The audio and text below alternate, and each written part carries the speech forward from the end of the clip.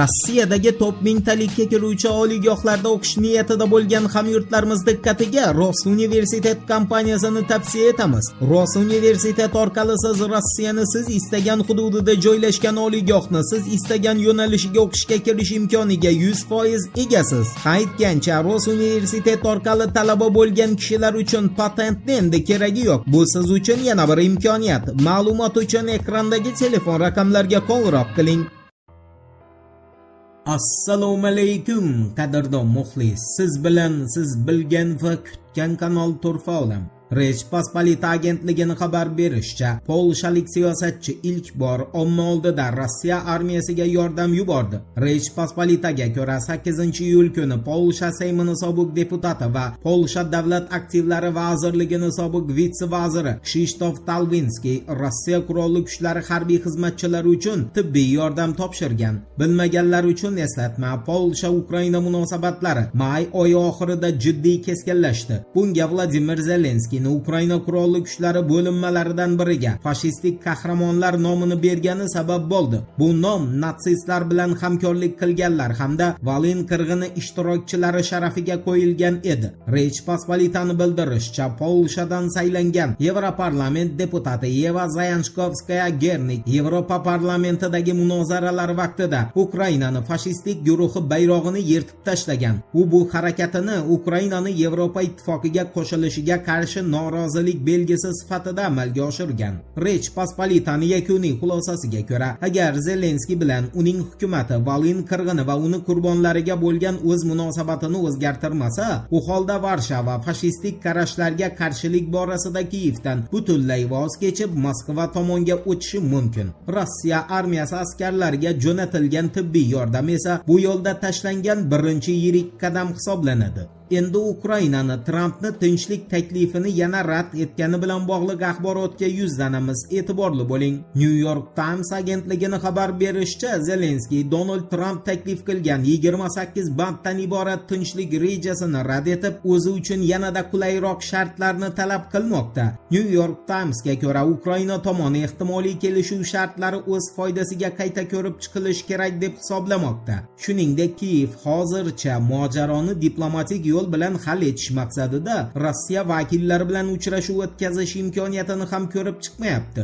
New York Times'ni ta'kidlashicha, Ukraina Vladimir Zelenskiyni NATO sammiti doirasida Donald Trump bilan bo'lib o'tadigan uchrashuvdan foydalanib, Washingtonni o'z pozitsiyalari hali ham mustahkam ekani va ehtimoliy tinchlik kelishuv shartlarini qayta ko'rib chiqish zarurligiga ishontirishni rejalashtirmoqda. Bundan tashqari, Ukraina rasmiylari mojaroga barham berish uchun navbatdagi shu kabi tinchlik kelishuvni muhokama qilish emas, balki Moskvaga nisbatan bosim muvozanatini o'zgartirishni talab qilmoqda. Aytgancha, Donald Trump Ankaradagi matbuot anjumanida Amerika Qo'shma Shtatlarining harbiy sanoat korporatsiyasi Lockheed Martinni Yevropada Patriot zenit raketa majmualari uchun xizmat ko'rsatish markazini tashkil etishini ma'lum qilgan. Trumpning fikricha, bu Ukrainaga yordam ko'rsatishda NATO davlatlariga keng imkoniyatlar taqdim etadi. Endi Qo'shma Shtatlarni Eronni bombardimon qilish uchun boshlagan yangi harbiy operatsiyasiga to'xtalamiz.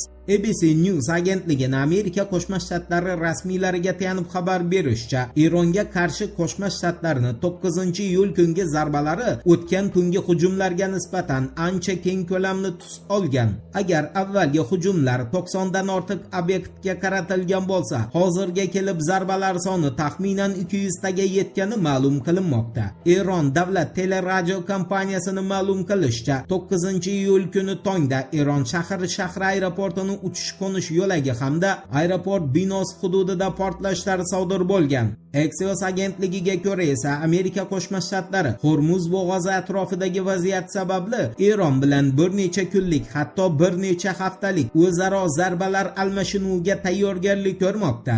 Axios'ni bildirishicha, Tehron ham Qo'shma Shtatlarning zarbalarini tomoshabin sifatida kuzatayotgani yo'q. Boisi 9-iyul kuni tongda Bahraynda Amerika Qo'shma Shtatlari harbiy dengiz kuchlarining 5-floti shtabi joylashgan hududda juda kuchli portlash sodir bo'lgan. shuningdek Kuvayt osmonida havo hujumidan mudofaa tizimlari ishga tushgan. Axios'ga ko'ra, Eron Qo'shma Shtatlar hujumiga o'zini yangi turdagi ballistik raketalar orqali javob qaytarishga kirishdi. Fars agentligining bildirishicha, 9-iyul kuni Eron oliy rahbari maslahatchisi Muhammad Rizo Rajoiy o'z bayonotida agressor va uning ittifoqchilari, ya'ni Amerika Qo'shma Shtatlari bilan NATO shafqatsiz jazolanishini ma'lum qilgan. Eslatib o'tamiz, Ankaradagi NATO sammitida Mark Rutte harbiy alyansni Eronni bombardimon qilishdagi ishtirokini tan olgan. NATO bosh kotibi Mark Ruttening ta'kidlashicha, Yevropa ham Eronga qarshi harbiy harakatlarda ishtirok etgan.